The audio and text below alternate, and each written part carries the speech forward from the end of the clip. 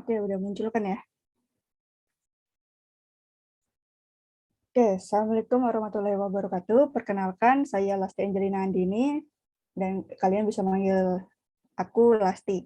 Nah, sebelum kita masuk ke materi, alangkah baiknya untuk kita main tebak-tebakan dulu ya, biar saya nggak kagok dan kaliannya juga aktif. Oke? Oke, dan permainan ini kalian juga harus fokus ya, karena ini permainannya sangat menjebak. Dan kalian harus fokus. Oke, siap. Let's go. Oke, yang pertama ini clue-nya ini Adi seorang kasir. Biru tambah biru sama dengan merah. Nah, merah tambah biru apa? Ingat ini, clue-nya itu Adi seorang kasir.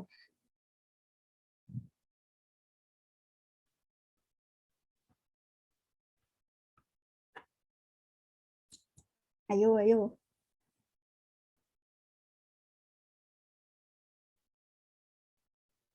Ih, sedih banget gue. Tetap biru merah. Kasih Indomaret ungu. Ah, ya benar. Wardah. Biru merah. Oke, untuk yang lainnya nih yang masih belum paham nih, ada selanjutnya nih. Nah, ungu tambah ungu, hijau. Nah, hijau tambah ungu sama dengan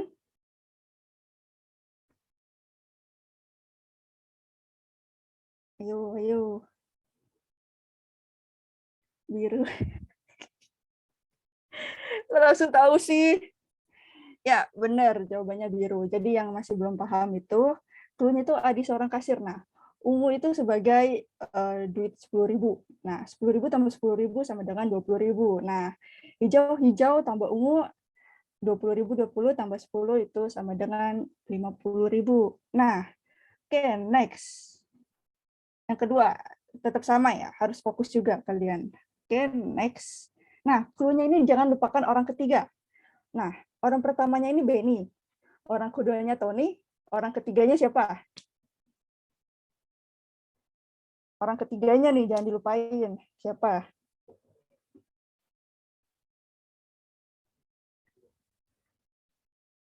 Bener loh, langsung loh. Bener. Salah itu, Raska Satrio pas salah. Bener tuh si Adelia Putri, orang ketiga Adele. Nah, kalau ini gampang ya, karena untuk, oke, yang nggak ngerti ini karena clue-nya ini jangan lupakan orang ketiga. Jadi untuk kita menyebutkan nama, sebelum kita menyebutkan nama, kita harus ngomong dulu orang ketiganya, kayak gitu. Jadi untuk menjawab gitu, ya harus lengkap orang ketiganya ini, kayak gitu. Bukan langsung to the point kayak Satrio Kak, atau Dea Kak, kayak gitu. Oke, next. Yang ketiga, ini permainan terakhir ya, biar nggak kelama-lamaan di ice breaking. Oke, ini agak sulit ya. Clue-nya itu konsentrasi. Adi mau membeli barang. Waktu dia konsentrasi, ia tahu nih mau membeli apa. Yang pertama beli kapas, yang kedua beli obat, ketiga beli apa? Harus konsentrasi nih, si Adi nih mau beli apa. Nah, beli terigu. Salah.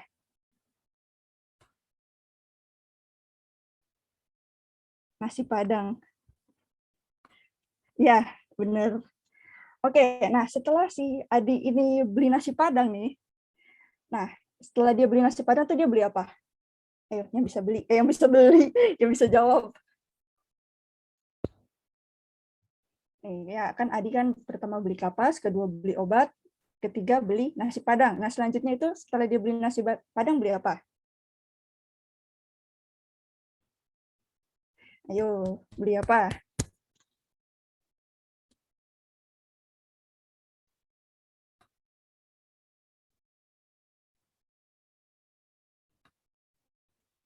Ya, benar. Ini berarti ini Nur Alfia nih, tahu nih. Jadi, untuk permainan ini, tebak-tebakannya itu clue-nya kan konsentrasi. Nah, kita untuk menjawab itu harus sesuai abjad dari konsentrasi. Yang pertama kan K, itu berarti kapas. Nah, yang kedua itu O, berarti obat. Nah, ketiga itu tadi benar dijawab sama Rodia, nasi Padang. Nah, untuk yang S, benar, sate. Udah, gitu aja ya. Oke, karena mempersingkat waktu juga ya. Jadi kita langsung ke materinya.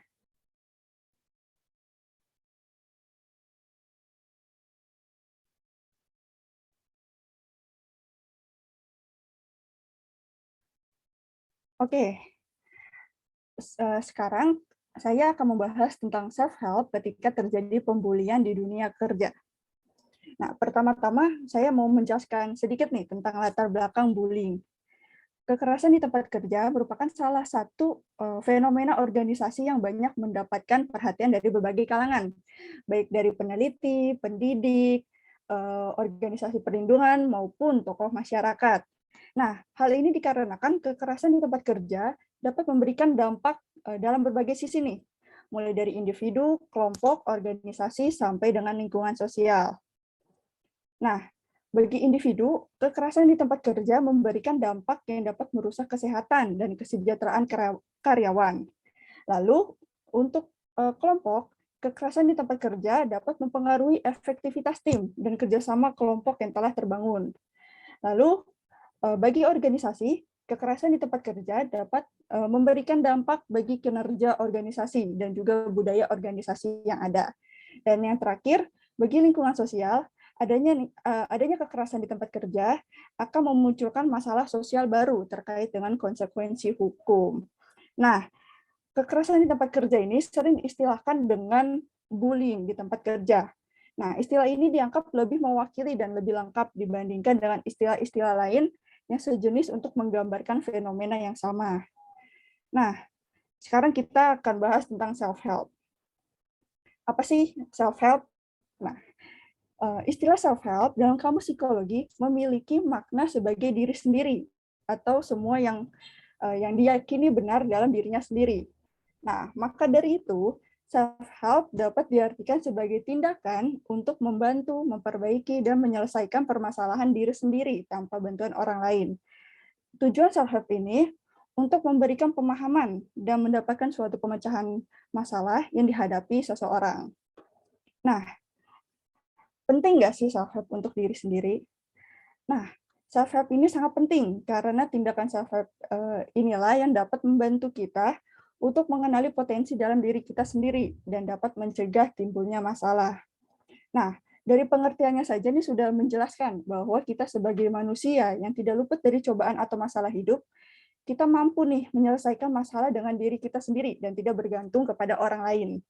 Karena ya, kadang jika kita meminta bantuan kepada orang lain, mau itu orang tua, kakak, teman, pacar, kadang tidak sesuai dengan ekspektasi kita. Contohnya, tidak membuat diri kita menjadi lebih tenang, atau tidak memberikan solusi, atau lebih tepatnya lagi nih, malah beradu nasib. Dan berujungnya, kita berjuang sendiri lagi. Nah, jadi dengan adanya self-help ini dalam hidup kita, kita bisa tahu batasan diri kita dan bagaimana cara kita untuk mengontrol diri supaya kita tetap terkendali dalam mengatasi suatu masalah. Nah, apa yang kalian tahu tentang bullying? Coba dong, siapapun jawab yang kalian tahu tentang bullying itu apa. Siapa tahu di sini ada yang pernah jadi korban bullying kan? Coba. Mau jawab dong. Boleh. Ya, yang aku tahu bully tuh kayak dihina, terus diolok-olok lah, pokoknya digitu-gituin lah sama orang yang nggak suka sama kita, gitu. Ya, benar. Penjelasan dari Alfia udah cukup menjelaskan ya. Nah, di sini saya ingin menjelaskan sedikit aja ya tentang bullying. Pengertian bullying atau perundungan merupakan sebuah perilaku agresif yang dilakukan oleh seseorang atau sekelompok orang secara sengaja dan berulang kali. Nah, dengan tujuan agar orang lain ini merasa tidak nyaman maupun menimbulkan dampak buruk seperti psikologis, fisik, dan sosial. Nah, beberapa tahun terakhir ini istilah bullying ramai digunakan dalam kehidupan sehari-hari. Penggunaan istilah bullying ini tidak hanya dijumpai pada kalangan anak muda, tetapi hingga dewasa. Kejadian perundungan yang terjadi di tengah masyarakat memiliki beragam intensitas dari kecil hingga yang besar. Nah, tidak hanya itu, Beberapa kasus perundungan secara verbal dikaitkan dengan embel-embel bercanda atau guyonan, tetapi membuat korbannya merasa tidak nyaman. Contoh perundungan dalam skala atau intensitas yang besar, misalnya dikucilkan oleh orang-orang di sekolahnya karena korbannya memiliki perbedaan tertentu. Bisa karena fisik, kognitif, bahkan dari segi materi. Nah, bullying bukan hanya dari sekitaran sekolah aja atau dalam lingkup pertemanan, tetapi bisa terjadi di dunia kerja juga. Nah, lalu bagaimana dengan bullying yang terjadi di dunia perkantoran? Contoh nyata, ada kasus pembulian di tempat kerja ini seperti kasus pelecehan pegawai di Komisi Penyiaran Indonesia. Nah, kasus tersebut ini masuk dalam kasus bullying verbal, di mana korban mendapatkan pelecehan dari seniornya di kantornya. Korban sudah dibully sejak awal dia masuk kerja. Ia dilecehkan, dipukul, dimaki-maki, dan dirundung. Tetapi ia tidak berani nih ngelawan pelaku karena pelakunya ini senior. Nah, habis itu pada tahun 2015, korban mendapatkan pembulian yang sangat parah sampai ke arah pelecehan. Dari pembulian tersebut, ia mengalami trauma yang berat dan emosinya menjadi tidak stabil. Nah, di luar sana, banyak sekali karyawan yang menjadi korban bully di tempat kerjanya. Namun, tidak sedikit juga untuk berani up ke sosial media atau melapor ke pihak berwajib, karena sudah diberi ancaman sebelumnya. Sudah diberi ancaman sebelumnya. Nah, bullying di kantor ini tidak bisa dibiarkan. Kondisi ini akan mempengaruhi kesehatan mental dan fisik korban, bahkan berdampak pada urusan keuangan hingga mengundurkan diri dan pindah kerja. Oke, di sini ada bentuk bullying. Yang pertama itu lelucon atau ejekan soal fisik, suku, agama, ras, golongan, hobi, dan kebiasaan lainnya. Contohnya nih, si A, karyawan yang fisiknya tidak sempurna, atau si B, yang diejek orang pelit karena berasal dari Padang. Nah, si C, diejek hitam karena berasal dari suku Papua. Nah, itu semua tuh dilakukan untuk menyudutkan korban sampai si korban merasa dirinya terbuli. Nah, yang nomor 2 ini, memberikan informasi yang keliru tentang kerjaan. Misalkan nih, memberitahu deadline-nya lusa. Padahal hari ini harus sudah kelar nih kerjaannya. Nah, sehingga si korban ini merasa dipermalukan di tempat kerjanya. Perkara yang harusnya deadline-nya hari ini, malah dikasih tahunya lusa gitu ya. Oke, nomor 3 ini dilarang cuti secara terus-menerus tanpa alasan yang jelas. Cuti ini menjadi privilege dalam menjadi karyawan. Cuti dapat kita gunakan kalau ada keperluan mendesak, tetapi tidak wajar jika kita mengajukannya cuti selalu ditolak gitu. Nah, maka dari itu akan menjadi pertanda awal kita seakan-akan terintimidasi oleh perusahaan tersebut. Nah, yang keempat ini, kritik yang terlalu keras, tidak adil, tidak proporsional, dan menyerang privasi. Kritik ke sesama karyawan perlu dilakukan untuk memberitahukan mana yang salah dan mana yang benar. Tetapi, jika kita mengkritik karyawan terlalu parah, sampai semuanya disangkut pautkan, contoh masalah keluarganya dibawa, masalah percintaannya dibawa, atau masalah ekonominya dibawa, nah itu akan memungkinkan si korban akan mengalami depresi dan merasa dirinya tertindas. Oke, selanjutnya ini terakhir ancaman, penghinaan, dan pelecehan verbal maupun non-verbal lainnya. Nah, semua yang saya sebutkan barusan udah termasuk bullying yang cukup parah. Karena apa? Sebuah ancaman yang diberikan kepada korban akan sangat mempengaruhi psikis dan mental. Korban jadi tidak bisa melakukan apa-apa karena sudah merasa dirinya diancam dan berujung mendapatkan pelecehan verbal maupun non-verbal. Oke, selanjutnya saya akan bahas dampak yang menyebabkan terjadinya bullying di tempat kerja. Yang pertama ini, merasa sakit atau cemas sebelum berangkat kerja. Karena terjadi bullying di tempat kerja menyebabkan trauma dan kecemasan. Bahkan ada rasa ketakutan tersendiri jika kita berada di tempat pekerjaannya. Dan tidak banyak juga orang yang kena korban bully itu memiliki gejala somatik seperti sakit kepala dan nafsu makan berkurang. Nah, selanjutnya insomnia. Karena overthinking, memikirkan masalah yang terjadi di kantor, karyawan tersebut jadi susah tidur, sehingga menjadi tidak fokus dalam mengerjakan pekerjaannya, yang membuat kerap melakukan kesalahan hingga dijatuhi hukuman potongan gaji. Oke, selanjutnya ini takut berangkat kerja dan ingin tinggal di rumah. Karena butuh waktu untuk recovery dari tekanan yang ia alami di kantor. Jadi ia beranggapan bahwa untuk dia biar bisa nge-recovery dari semuanya itu, dia tidak ada keinginan untuk ke kantor. Oke, selanjutnya ini kehilangan semangat untuk melakukan hobi atau berbagai hal yang biasanya disukai. Nah, orang yang mengalami pembulian biasanya menjadi tidak semangat untuk melaksanakan aktivitas sehari-hari, sehingga kebanyakan orang ketika dibully berpikiran untuk mengakhiri hidupnya. Dan yang terakhir, produktivitas dan kualitas kerjanya menurun. Karena rasa ketakutan yang tinggi membuat karyawan yang terbuli menjadi malas, yang membuat kualitas kerjanya menurun dan pekerjaannya menjadi terbengkalai. Nah, oke, next. Apa yang harus saya lakukan jika saya dibully? Nah, sikap self-help ini sangat penting untuk digunakan sebagai tameng diri sendiri menghadapi permasalahan yang dihadapi dengan seorang diri. Lalu, dengan adanya self-help, kita bisa nih mengontrol emosional yang diberikan oleh orang sekitar kepada kita sebagai upaya dalam mengantisipasi adanya kemungkinan-kemungkinan suatu hal yang terjadi. Misalnya, timbulnya rasa trauma, sedih yang berkepanjangan, dan stres yang berujung bunuh diri. Nah, di sini saya ada beberapa poin jika kita terkena bully ya. Yang pertama ini, lapor pada orang yang bisa kita percaya. Nah, cobalah untuk berkomunikasi nih tentang bully yang menimpa kita kepada orang yang menurutmu bisa dipercaya, seperti orang tua, teman, atau HRD sekaligus, supaya kita merasa tidak sendiri dan dapat mengatasinya bersama-sama. Oke, yang kedua ini mengabaikan upaya bullying. Jika keadaan memungkinkan, acukan aja orang yang mencoba bullying kepada kita dengan cara berjalan pergi dari tempat dan situasi di mana mereka akan mencoba melancarkan aksi intimidasinya kepada kita.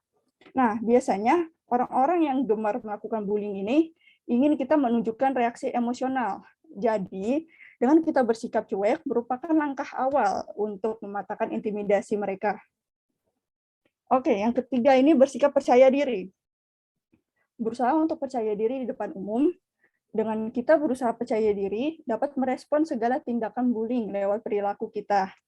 Tunjukkan sikap percaya diri kita nih di depan pelaku bullying, supaya mereka merasa kalau cemoohan yang mereka berikan kepada kita tidak mempan terhadap kita lagi, dan mereka merasa gagal. Oke, yang keempat ini ceritakan pengalaman bullying. Nah, ini poin yang paling penting nih menurut saya, karena banyak orang yang terkena bully ini tidak mau cerita karena dengan alasan diancam kalau bercerita ataupun melaporkan kepada pihak berwajib. Nah, jika kita tidak bercerita kan pasti kita berujungnya depresi itu ya, karena kita nggak bisa meluapkan rasa emosional. Nah, jika kita tidak jika kita ada rasa untuk bercerita tapi takut dengan ancaman itu, langkah baiknya kita cerita nih ke psikolog aja untuk menyalurkan rasa frustasi dan juga rasa takut. Setidaknya, psikolog bisa membantu apa yang kita alami dan memberikan intervensi untuk menjaga kesehatan mental kepada korban bullying. Nah, yang terakhir ini, meninggalkan tempat kerja dan cari tempat yang lain. Kalau diri kita merasa udah nggak kuat nih berada di circle yang toksik, keluar dari tempat tersebut menjadi pilihan yang terbaik demi menjaga kesehatan mental kita. Apalagi kalau tidak ada tempat untuk kita berlindung. Nah, kita ini kerja untuk mendapatkan relasi, wawasan, dan upah, bukan untuk mendapatkan trauma karena bullying. Nah, oke, kesimpulannya ini adalah bullying menjadi suatu kebiasaan di negara plus 62 kalau ada orang yang terlihat beda dari orang-orang pada umumnya. Bullying sangat tidak diwajarkan dalam lingkup pertemanan, sekolah, terutama di tempat kerja, karena kita nggak tahu nih seberapa besar beban yang ia hadapi semasa hidupnya.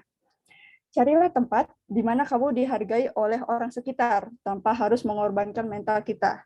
Dan yang paling terpenting, prioritaskan diri kita sendiri, ciptakan rasa self-love yang tinggi, agar kenyamanan diri kita menjadi kunci utama dalam mensejahterakan diri lahir batin kita. Oke, sekian dan terima kasih. Ada yang ingin bertanya?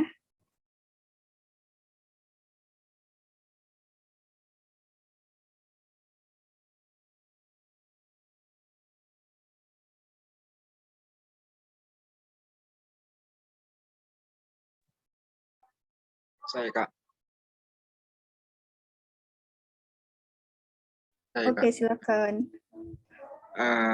Menjadi korban bullying jadi suatu hal yang tidak diinginkan oleh semua orang, kan? Terus kalau hal itu terjadi kepada orang terdekat saya, bagaimana cara saya memotivasi teman saya? Apalagi di saat ia merasa lagi down banget. Oke, pertanyaannya saya keep dulu. Ada yang ingin bertanya lagi? Mau nanya dong, Kak. Boleh, Kak. Oke, ada nggak sih cara efektif untuk melakukan self healing setelah mengalami intimidasi agar dapat terus tumbuh dan tidak menimbulkan traumatis di kemudian harinya kayak gitu? Oke, ini saya akan menjawab pertanyaan dari Dio dulu ya tentang bagaimana cara untuk memotivasi teman di saat lagi down ya. Nah, jawabannya ini sebenarnya ya, yang bisa menguatkan orang yang terkena bully itu ya diri kita sendiri. Kita sebagai teman dekatnya itu cukup menyemangati dan selalu berada di sampingnya supaya dia merasa enggak sendirian. Nah, tapi kalau dari sisi orang yang terkena bully, orang yang menjadi korban bullying ini nih bisa membalik keadaan dengan menjadikan ejekan atau pelecehan sebagai dorongan motivasi untuk menjadi lebih baik. Nah, jadinya energi dendam atau kemarahan bisa tersalurkan ke dalam hal positif. Nah, maka dari itu keinginan untuk membalas diubah menjadi kegiatan yang menghasilkan prestasi, atau lebih singkatnya ya intinya tuh mata rantai membalas tuh akan terputus gitu jika kita mengubah energi negatif menjadi energi positif. Nah, tapi dalam kondisi tersebut ini dibutuhkan peran orang tua, teman maupun psikolog untuk menguatkan motivasinya. Oke, kalau dari pertanyaan dari Raudia itu bagaimana cara untuk melakukan self healing itu, cobalah membangun kepercayaan diri dan bergaul dengan orang-orang yang positif. Apalagi banyak kasus nih korban bullying akan menjadi pelaku bullying di kemudian hari. Nah, situasi ini nih membuat siklus bullying terus berlangsung dari waktu ke waktu. Nah, tapi hal tersebut tidak akan terjadi lagi kalau kita berada dalam lingkup yang positif, lingkup yang sehat, tanpa memikirkan hal-hal negatif. Kalau kita berada dalam lingkup yang benar, maka akan timbul rasa percaya diri yang lebih. Karena apa nih? Karena kita bisa mengekspresikan apapun tanpa takut terkena omongan yang tidak enak. Dan yang terakhir ini, cobalah memaafkan. Hal ini memang tidak mudah, namun dengan menerima dan memaafkan orang yang pernah nyakitin kita, hati akan terasa lebih tenang dan kita perlahan bisa merecovery keadaan sebelumnya menjadi lebih baik dengan kepribadian yang sudah dilatih menjadi lebih stabil. Oke, apakah cukup Dio dan Dea? Cukup, sudah terjawab. Makasih, Kak. Oke, sekian dari saya. Kurang lebihnya mohon maaf. Assalamualaikum warahmatullahi wabarakatuh.